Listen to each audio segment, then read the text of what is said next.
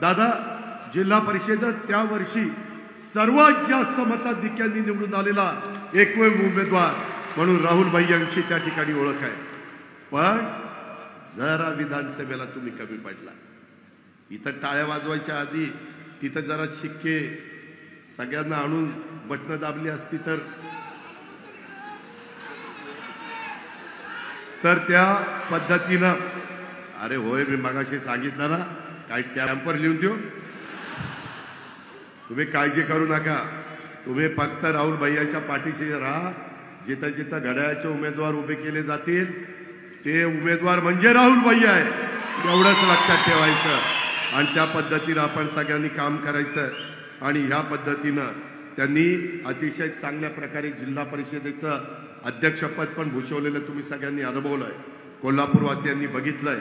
म्हणजे त्यांची आता जिल्हा परिषद झाली, इथलं सगळं झालंय, आता तिकडं विधिमंडळ तिथं वाट बघतंय। त्याच्यामुळं तुम्ही अरे थांब रे बाबा, तू माझी लिंक तोडतोय, मग लिंक तुटली की माझा मूड गेला की मग तुझं काही खरं नाही। तर त्याच्यामुळं आपण काही काळजी करू नका। 10 वर्षापासून राजीव जी सहकारी सूतगिरणी आपली दिंड नेरलीची आहे ती चेअरमन म्हणून त्यांनी उत्तम पद्धतीनं काम केलं।